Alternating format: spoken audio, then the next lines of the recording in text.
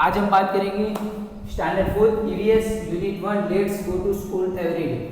उसकी वर्कबुक के बारे में बात करना है। हमने आगे भी वर्कबुक का पार्ट 1 देखा था, उसमें क्वेश्चन 1 जो ऑप्शनल क्वेश्चन थे वो हमने फिलअप किया था। फिर सेकंड क्वेश्चन में fill in the blanks fill up की थी। थर्ड क्वेश्चन में जो राइट रॉन्ग था वो फिलअप किया था। फिर फोर्थ में मैच द फॉलोइंग फिलअप की थी। और फिफ्थ क्वेश्चन में हमने क्या किया था, जो शॉर्ट क्वेश्चन आंसर है वो हमने फिलअप किए थे। वो 13 थे और 13 हमने पूरे फिलअप किए थे। अब नेक्स्ट क्वेश्चन नंबर 6, यहाँ पे क्वेश्चन नंबर 6 के आंसर में फिलअप करने के आंसर द फॉलोइंग क्वेश्चन। अब उसमें फर्स्ट क्वेश्चन है कि imagine what difficulties would be there if the bridge was not there. तो हमें इमेजिन करना है कि अगर जहां पर कुछ रिवर हो या फिर कोई और रास्ता हो जहां पर ब्रिज ना बना हो, ब्रिज ना बना तो वहां पर डिफिकल्टीज क्या होती है, प्रॉब्लम क्या होती है, वो हमें इमेजिन करने के लिए बोला है। तो हम उसका आंसर कुछ इस तरह लिख सकते हैं। हाँ, तो आंसर उसका है कि had the bridge is not there, everybody would have faced great difficulties in crossing river। तो क्या वहां पर जहां पर ब्रिज बनना चाहिए, अगर वहां पर ब्रिज नहीं है तो हर एक लोगों को तकलीफ होती है, मतलब उनको प्रॉब्लम होती है in crossing the river. River crossing करने में बहुत सी तकलीफ होती है। इन अ बोट, तो वो क्या करेंगे, रिवर के अंदर बोट के थ्रू वो क्रॉस करेंगे वो river, which would have taken a lot of time, और उन लोगों को बहुत सारा टाइम भी वेस्ट होगा। और क्योंकि हमें जहां पर ब्रिज बना हुआ होता है वहां पर हम व्हीकल लेके भी जा सकते हैं, तो हमें कोई भी दिक्कत नहीं आती। बाद में जो यहाँ पर ब्रिज, वहां पर ब्रिज नहीं बना हुआ होता तो हमें क्या प्रॉब्लम आती है, वो बहुत सारा टाइम ले लेता है और हमें टाइम का कुछ भी पता नहीं चलता। तो इसका आंसर है ये वाला फर्स्ट क्वेश्चन का आंसर है बच्चों, आप लिख दो। अब next question number 2, is there a bridge near your village और सिटी। आपको पूछा है कि आपके गांव के बाजू में या फिर सिटी के बाजू में कहीं पर भी ब्रिज है। Get more information about the bridge, आपको ये ब्रिज के बारे में थोड़ी इंफॉर्मेशन देनी है। आपको यहाँ पूछा है कि हमारे यहाँ ब्रिज है या नहीं, तो हाँ हमारे यहाँ ब्रिज है। आपने ब्रिज भी देखा होगा, आपके कहीं भी सिटी के अंदर भी ब्रिज आपने देखा होगा। तो हम उसका आंसर कुछ इस तरह लिख सकते हैं कि यस वी हैव सीन। हाँ, तो मैंने seen the bridge, yes we have seen the bridge, तो हाँ मैंने ब्रिज देखा है। The bridge is made of the concrete and iron pipe. तो ब्रिज किससे बना है, कॉन्क्रीट से, जो सीमेंट और आयरन रोड यूज होती है उससे बना है, एंड आयरन पाइप से, और आयरन पाइप से बना हुआ है। तो कैसे आयरन पाइप से बना हुआ है, सपोज ये ब्रिज है, ये ब्रिज है, इसके साइड से ये दोनों साइड से रिवर जा रहा है, तो ब्रिज के ऊपर यहाँ पर आयरन पाइप्स लगी हुई होती है। क्या लगी हुई है, आयरन पाइप्स। ये इतने एरिया में आयरन पाइप्स लगी हुई है, आपने देखा होगा। तो iron pipes and concrete use होता है। We are go to school and market through the bridge. तो हम लोग स्कूल एंड मार्केट में जाते हैं तो ब्रिज के थ्रू जाते, ब्रिज से ऊपर होके जाते। तो बच्चों इसका आंसर मैंने आपको समझा दिया। अब आप इसका आंसर लिख सकते हो, तो लिख दो। अब उसके बाद नेक्स्ट क्वेश्चन नंबर 3 है। यहाँ पर दिया हुआ है कि have you ever travel in a boat, मतलब आपने कहीं पर भी बोट की ट्रैवलिंग की है, पहले आपने बोट की ट्रैवलिंग की है, बोट में बैठे हो कभी। हाउ वॉज योर एक्सपीरियंस, तो आपका एक्सपीरियंस कैसा है, मतलब बोट में बैठ के आपको कैसा लग रहा है। तो हम इसका आंसर इस तरह लिख सकते हैं। हाँ, तो उसका आंसर है कि yes we had boat on a school picnic. जब मैं स्कूल पिकनिक में, हम लोग स्कूल पिकनिक में गए थे, आपको याद है ना, आप लोग स्कूल पिकनिक में गए थे तब आपने बोट ट्रैवलिंग की थी। हाँ, तो yes we have gone on a school picnic, जब हम स्कूल पिकनिक में गए थे we have to travel in a boat. तो हमने क्या किया था, बोट के अंदर ट्रैवलिंग की थी। We all experience a lot excitement for the first experience of sitting in a boat। तो हमने वहां पर खूब मजा की थी। We all experience a lot excitement, बहुत खुशी के साथ हमने वहां पर मजा की थी। फॉर द फर्स्ट एक्सपीरियंस, हम फर्स्ट बार पहली बार ही बोट के अंदर बैठे थे। Of sitting in a boat, हम जब पहली बार ही बोट के अंदर बैठे थे तब हमने बहुत सारी मजा की थी, मतलब हमें बहुत आनंद फील हुआ था। अब आपको इसका आंसर आप लिख दो।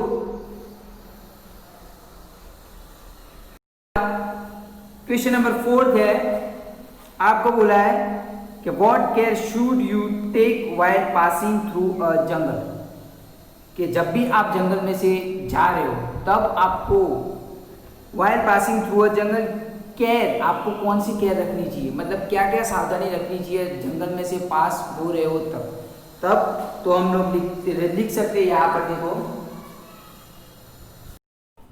हाँ दोस्तों, आंसर है, आंसर 4 का है 1 should take the following care, मतलब हम जब भी जंगल में से जा रहे हैं तब हमें ये केयर करनी चाहिए। कौन सी है? First, many animals live in jungle, जंगल में बहुत सारे एनिमल्स होते हैं, जैसे शेर, लायन, टाइगर, एलिफेंट, या फिर कोई भी एनिमल जो हमें मार भी सकता है, हमें खा भी सकता है, ऐसे एनिमल होते हैं। Many animals live in the jungle, जंगल के अंदर बहुत सारे एनिमल्स रहते हैं। These animals can attack us, वो एनिमल्स क्या कर सकते हैं? हमारे पे अटैक कर सकते हैं। So we must be very carefully, तो हमें क्या करना चाहिए? बहुत केयरफुली रहना चाहिए। उसके बाद है सेकंड के pathway in jungle are never straight, मतलब जंगल का जो भी रास्ता है वो कभी स्ट्रेट नहीं होता, सीधा नहीं होता। दे हैव मैनी ट्विस्ट, वहाँ पे बहुत सारे टर्न्स होते हैं, ट्विस्ट आते हैं एंड टर्न्स भी होते हैं। अप एंड डाउन, और कहीं ऊंची जगह भी होती है और कहीं ऊंची जगह भी होती है और कहीं नीची जगह भी होती है। So one must move very careful, और वहाँ पर भी हमें केयरफुली जाना पड़ेगा, क्योंकि वहाँ पर जाके हम लोग कहीं गुम हो गए तो फिर हम रास्ता भी भटक सकते हैं। तो आपको क्वेश्चन इसका आंसर लिखना है कि one should take the following care, जो भी केयर करनी है वो यहाँ पर दी हुई है। फर्स्ट है many animals live in jungle, these animals can attack us, so we must be very carefully.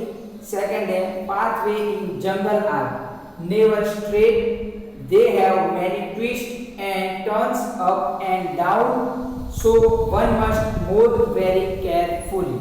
तो बच्चों इसका आंसर आप लिख दो।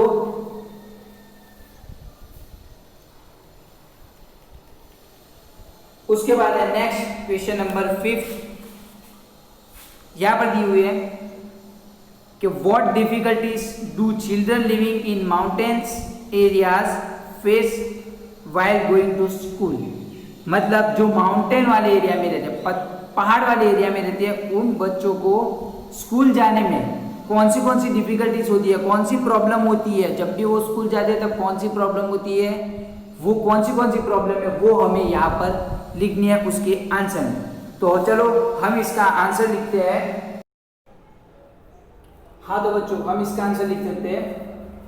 आंसर 5 है कि roads in mountainous areas are uneven and dropping. अब जो पहाड़ वाले एरिया होते हैं, माउंटेन वाले एरिया होते हैं, वहां पर रोड कहते हैं, रास्ते कैसे होते हैं?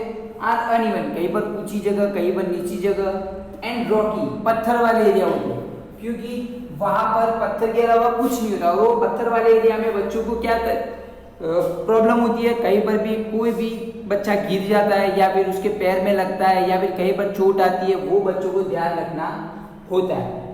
तो यहाँ पर उसके बाद है while walking on roads children have to be very careful, मतलब जब भी बच्चे स्कूल जा रहे हैं या फिर कहीं और जा रहे हैं, वॉकिंग ऑन अ रोड, वो माउंटेन्स वाले रोड पे जा रहे हैं, तो children have to be very careful, बच्चों को बहुत केयर करनी चाहिए, केयर रखनी चाहिए।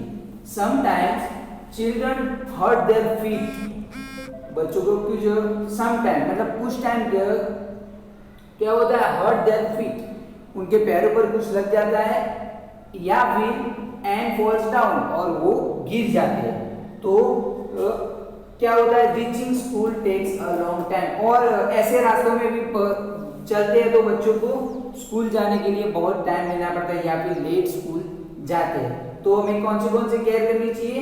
यहाँ पर अभी क्वेश्चन का फिर से रीड कर देगा। Roads in mountainous areas are uneven, यहाँ पर अनइवन एंड रॉकी, वहां पर वो रास्ते कैसे अनइवन है एंड रॉकी है, मतलब पत्थर वाले हैं।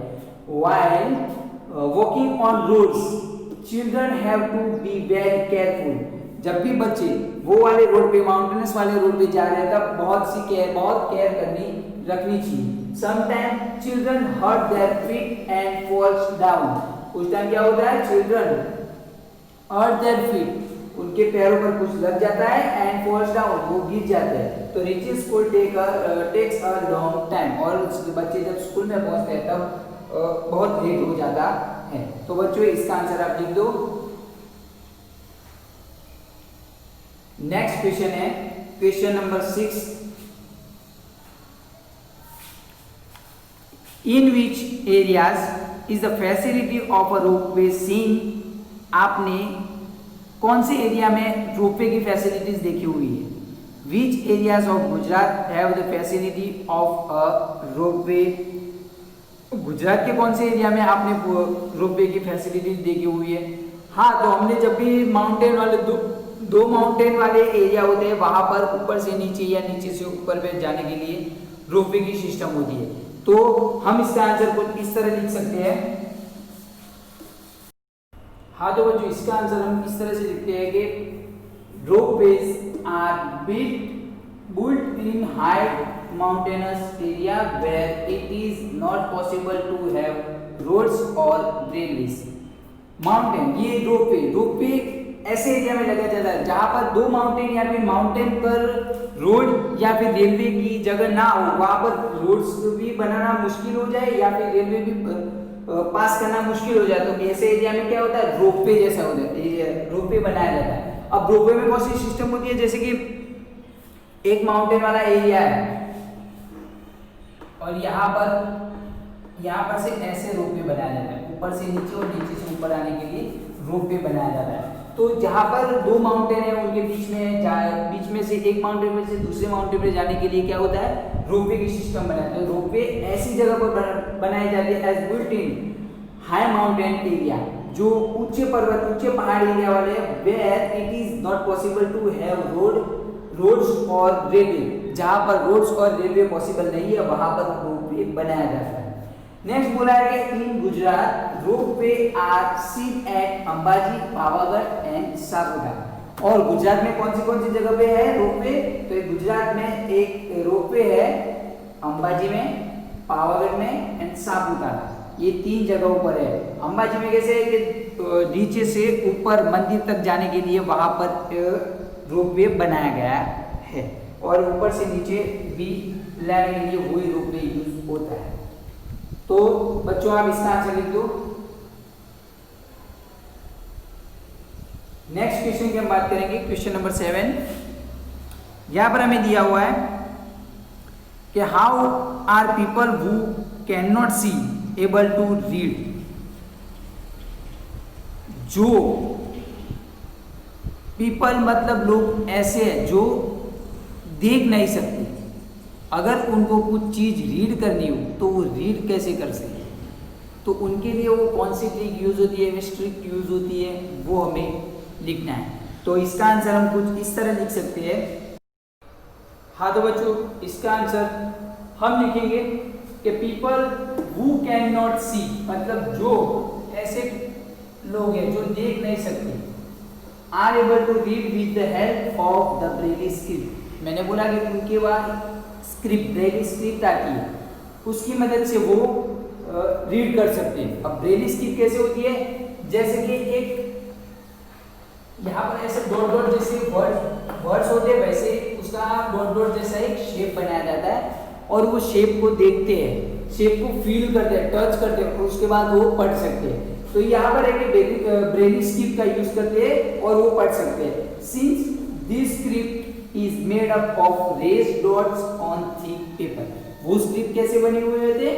Made up of raised dot, dot से बनाए हुए थे। जो डॉट होते हैं वहां पर ऐसे डॉट जो टच करो तो हमें पता चले कि यहाँ पर डॉट है, वैसे बनाए हुए उसके ऊपर ऑन थिक पेपर, वो एक पेपर मोटा पेपर होता है उसके ऊपर ऐसे डॉट बनाए हुए होते हैं. It is possible for them to feel the dots and read what is written. It is possible, वो पॉसिबल करते हैं कि जैसे कि डॉट को वो जैसे टच करते हैं वो फील करते हैं को क्या लिखा हुआ है वहां पर, फिर उसको फील करके उसको पहचानते हैं और फिर रिकॉग्नाइज करके वो क्या लिखा हुआ होता है वो तुरंत ही बोल देते हैं. तो आपको पता चल गया कि ब्लाइंड पीपल होते हैं जो वो कैसे रीड करते हैं, तो किसकी मदद से रीड करते हैं, ब्रेली स्लिप की मदद से रीड करते हैं. तो अब आप इसका आंसर लिख दो.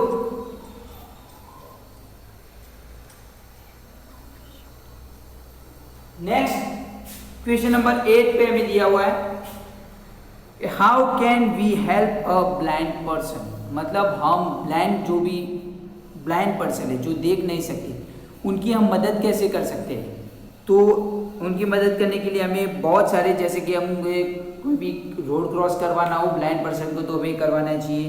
फिर कहीं पर भी हम जा रहे हैं अगर उनको सीट बस में या फिर ट्रेन में सीट नहीं मिली तो उन्हें सीट देनी चाहिए.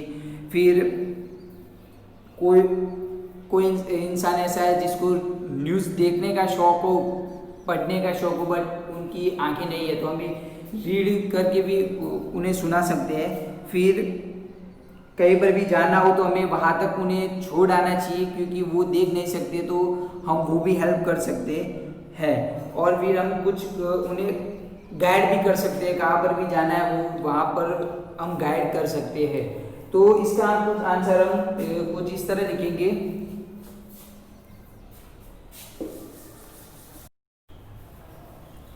हाँ, तो क्वेश्चन नंबर 8 का आंसर कुछ इस तरह लिख सकते हैं, जैसे कि ब्लाइंड जो भी ब्लाइंड पर्सन है उनकी हमें हेल्प करनी चाहिए. कैसे करनी चाहिए, तो we can help a blind person in the following way. ये जगह पर, ये जो मैंने फर्स्ट सेकंड थर्ड और फोर्थ इन जगहों पर हमें ब्लाइंड पर्सन की हेल्प करनी चाहिए. फर्स्ट है help to cross the road. उन्हें रोड क्रॉस कराने में भी हेल्प करनी चाहिए क्योंकि वो देख नहीं सकते तो रोड जल्दी से क्रॉस नहीं कर सकेंगे और उन्हें वहाँ पर प्रॉब्लम हो सकती है. सेकंड है कि गिविंग देम अ सीट इन अ बस. मैंने बोला था कि अभी उनको बस के अंदर जगह भी देनी चाहिए, सीट देनी चाहिए. अगर वो बस के अंदर आए और कहीं पर भी जगह नहीं है और हम बैठे हुए हैं तो हमें उनको जगह देनी चाहिए. थर्ड है reading out the news to them. अब उनको न्यूज़ देखने का या फिर पढ़ने का बहुत शौक है, न्यूज़पेपर पढ़ने का या फिर न्यूज़ देखने का बहुत शौक है, तो हमें क्या करना चाहिए, न्यूज़पेपर पढ़ना चाहिए और उनको सुनाना चाहिए कि न्यूज़ के अंदर क्या क्या लिखा है वो. उसके बाद है कि guide the correctly during a journey. अब जर्नी के टाइम पे कहीं पर भी जा रहे हैं तो हम उनको अच्छे से गाइड भी करेंगे क्योंकि हम जहाँ पर जा रहे हैं कहीं घूमने के लिए और वहाँ पर कौन सी चीज़ें क्या है वो हमें नहीं पता, हमें पता होती है बट वो ब्लैंक है तो उनको पता नहीं होगी. तो हम उसको उनको गाइड कर सकते हैं कि यहाँ पर ये है, यहाँ पर ये है. फिर हम वो भी गाइड से कर सकते हैं कि आपको यहाँ पर से इतने स्टेप पर जाओगे तो आपको ये चीज़ मिलेगी. तो हमें इस तरह उनकी हेल्प करनी चाहिए. और भी आप लिख सकते हो अपने तरीके से, जैसे कि help them to climb the staircase और get on to a bus. तो हम क्या कर सकते हैं, उनको स्टेयरकेस जहाँ कहीं पर भी सीढ़ियाँ हो वहाँ पर हम उनको छोड़ देते हैं फिर हम चले जाते हैं. तो ऐसे नहीं करना चाहिए, उनको स्टेयरकेस पे चढ़ाना चाहिए और फिर जहाँ पर भी उनको जाना है वहाँ पर हमें पहुँचाना चाहिए. तो बच्चों इसके क्वेश्चन आंसर आप लिख दो अपने यहाँ. हाँ, तो आपने लिख दिया. अब हमारे क्वेश्चन आंसर यहाँ पर क्वेश्चन 6 कंप्लीट हुआ. अब हम यहाँ पर पेज नंबर 10 पर दिया हुआ है, देखो एक्टिविटीज. वो एक्टिविटीज सब आपको अपने आप करनी है. मैं बोल देता हूँ कि कैसे करनी है. Textual activities. फर्स्ट है कि draw a picture of a bridge in the box given below. आपको क्या करना है, जो नीचे बॉक्स दिया हुआ है वहाँ पर आपको ब्रिज का एक फोटो ड्रॉ करना है, पिक्चर ड्रॉ करना है. Do not forget to draw the train. आपको भूलना नहीं है वहाँ पर ड्रॉ करते टाइम आपको ट्रेन, व्हीकल्स, एनिमल और people who cross the bridge. तो आपको क्या करना है, वहाँ पर ट्रेन, व्हीकल्स, एनिमल्स और पीपल जो भी हो वो क्रॉस कर रहे हो वैसे आपको ब्रिज ड्रॉ करना है। तो आप जो भी जगह दी हुई है वहाँ पर ब्रिज को ड्रॉ कर देना। उसके बाद है सेकंड नंबर पे ड्रॉ और stick picture of a camel cart. आपको कैमल कार्ट का एक पिक्चर ड्रॉ करना है and bullock cart in the square given below. जो भी यहाँ पर कैमल कार्ट की जगह पे एक स्क्वायर दिया हुआ और बुलॉक कार्ट की जगह पे एक स्क्वायर दिया हुआ है, तो आपको क्या करना है, वहाँ पर कैमल कार्ट और बुलॉक कार्ट का पिक्चर ड्रॉ करना है। थर्ड नंबर पे दिया हुआ है do blindfold on the eyes and go to the ground, what do you feel, tell. आपको क्या करना है, एक पट्टी आपके आंख के ऊपर बांध देनी है, आइज के ऊपर बांध देनी है और फिर आपको ग्राउंड में जाना है और आपको कैसा फील होता है। जैसे कि ब्लाइंड पर्सन, अगर कोई ब्लाइंड पर्सन है वो उनको कैसा फील होता है वैसा हमें फील होता है, फील होगा। और फिर कैसा फील होता है वो आपको फ्रेंड्स को या फिर सबको बताना है।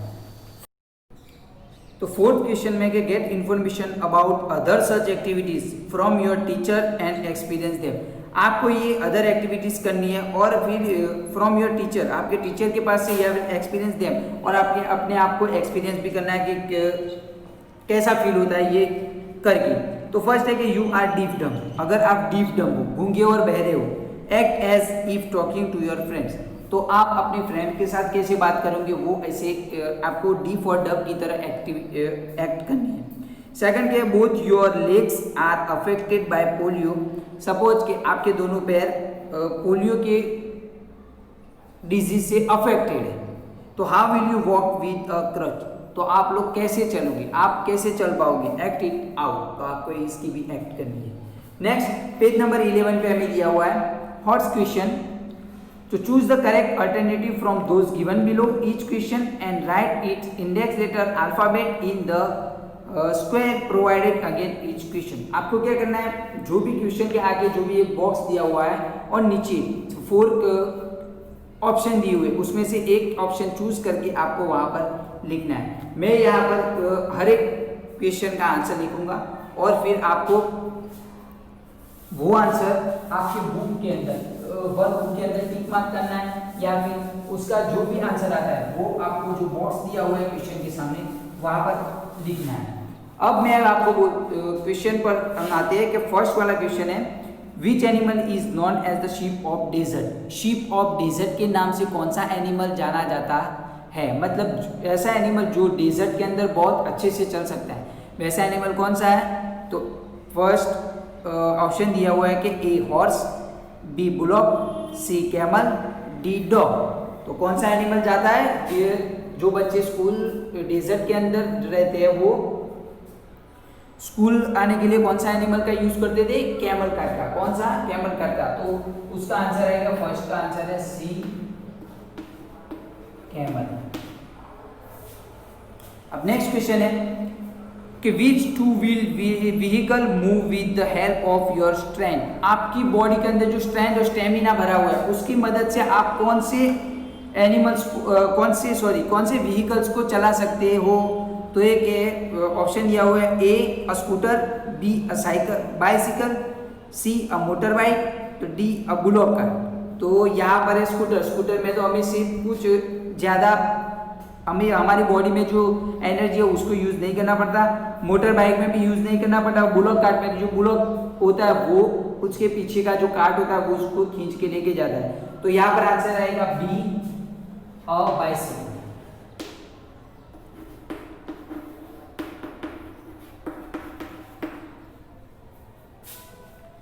थर्ड भी दिया हुआ है which script is use for people who can not see. अब विच स्क्रिप्ट मतलब कौन सी स्क्रिप्ट यूज होती है जो पीपल देख नहीं सकते उनके लिए कौन सी स्क्रिप्ट यूज होती है। तो हमने अभी क्वेश्चन आंसर में पढ़ा कौन सी, ब्रेली स्क्रिप्ट। कौन सी यूज होती है, ब्रेली स्क्रिप्ट। तो यहाँ पर ऑप्शन है A Brahmi script, B art script, C people script और डी ब्रेली स्क्रिप्ट। तो कौन सी स्क्रिप्ट यूज होती है, ब्रेली स्क्रिप्ट। तो थर्ड पे आंसर है